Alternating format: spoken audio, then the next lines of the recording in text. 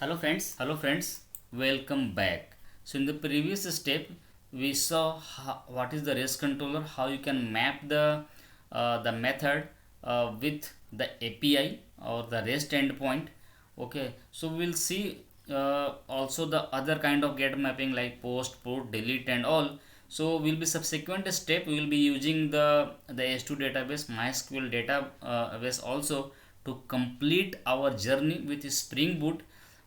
But before that we need to first understand how we'll read the properties from the application.properties file, because this is required to move ahead with the Spring Boot journey.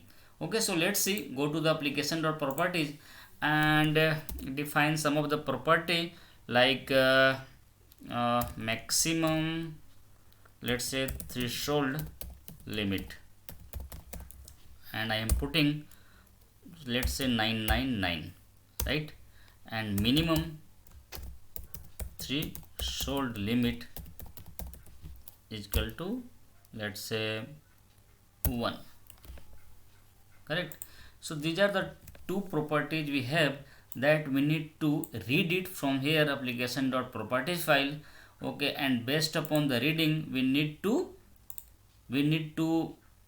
okay, we need to read over here, and that should get passed to the client, right? So how will you do this, how will you read these things, okay, from the application.properties file? So first step, what you need to define the properties defined over in application.properties file. So we defined it here, two properties, maximum threshold limit and the minimum threshold limit, right? And thereafter come over here, user controller, okay, and here, okay, define the variable, right? So string, let's say minimum threshold limit, correct? And other is string maximum threshold limit, right? So this two variable we need to define over here, correct? And if you want to map this instance variable to this threshold limit, maximum and minimum, let's put first minimum so that we can easily map, and that will be helpful you to understand. Okay, so minimum threshold limit is here, okay, and in the REST controller we have minimum threshold limit. So we want to map this variable, instance variable, to this minimum threshold limit, right? So how we did not do that, we need to use the annotation value, right? So annotation value, if you use, the syntax is inside, put a quotes, okay, then dollar, and then the property name. So come in the properties file, okay, copy this, control C, go here and put this, right?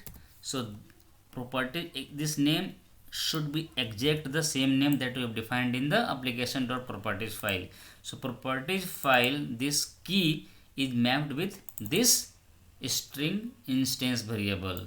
So this is the key and this is the value, right? So we map the key parameter with the string instance variable. So same thing we like to do for the maximum threshold limit.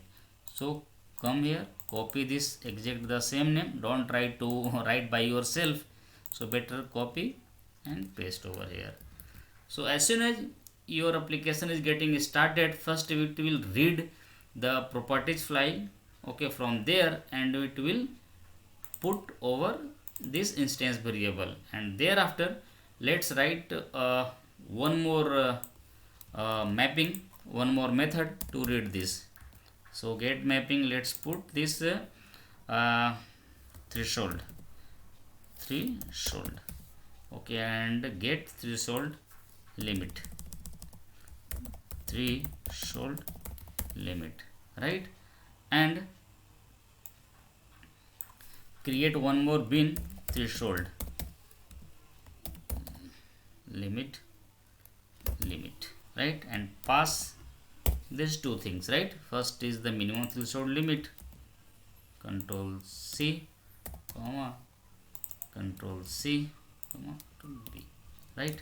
So we are just we are not doing much over here. We are just creating one method called get threshold limit. We are mapping this method with the API with the HTTP method called get mapping. This is the REST endpoint. So from the client, if I am calling this API threshold, this method will get called, and inside this method we are just passing the minimum threshold limit and the maximum threshold limit, which we have read it from the application properties file, into this bin, right? So it's always advisable to put all these things into bin if something you are returning or something you are passing to the other method, right? And this threshold limit, control C control B, I am returning over here.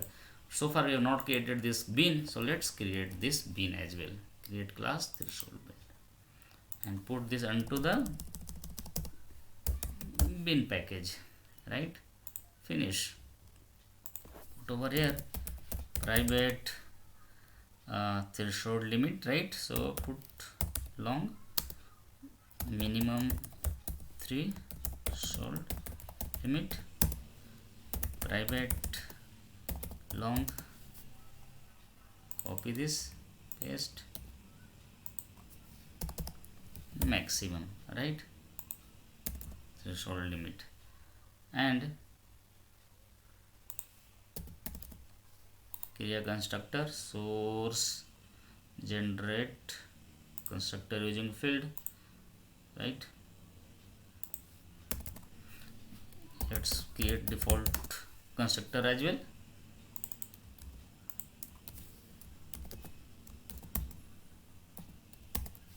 Right, create getter and setter, source generate getter and setter, select all, generate, okay, and if required put and override the toString method as well,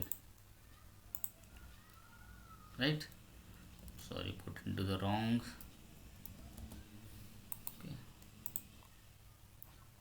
Getter and setter is also done, put toString, right? So this is the bin which have a standard format like put getter and setter, create a constructor, default constructor, and parameterized constructor, right? If you come here, control S, okay, threshold limit we are putting over here. Why it's getting error? Now remove, we are going to match threshold limit, it's not matching. Sorry, I put a string over here, long, it should be long, put long better, okay, because it's a limit, okay. So the error got removed, right? So now let's run this, right? So from the client, from the browser, we will be calling the threshold, okay, on 80802 port, okay, and while calling this REST API, this is mapped with this method will get called, and this method will create a bin, and we are putting the minimum threshold limit and the maximum threshold limit to that bin, and we are just returning over there, okay. So we'll see how we are reading the properties file from the application.properties file, right? So let's see this, okay. So let's execute this, let's see if it's getting executed. Fine, Tomcat got started on port 80802, right? Now go to the browser, okay, and here instead of user info we have defined the new REST API. The name is, copy the exact the same name, go to the user controller, the name is threshold, right? Threshold, enter. So now see, the minimum threshold is 1 and the maximum threshold limit 999. So from here this properties file we are getting it from the application.properties file. So let's change this, right? So let's change, making 2000 over here and here 6, okay, and let's run this again. User information,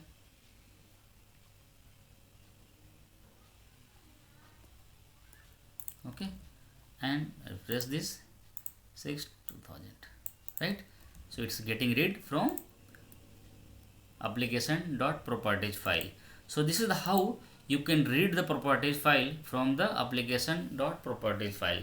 So this is the one way to read the properties file, okay, from anywhere in a class using the annotation value. So Spring suggests this is the old way, okay, to get or to read the properties file, okay, but in a latest Spring Boot they have a given the annotation configuration properties to read it easily from the application properties file. It's up to you how to read that, okay. So this is the one way. So in the next step you are going to see how you can read the properties file using the configuration properties, and that's what the Spring Boot recommend to use that. So if you have a time, see you in the next step. Bye bye.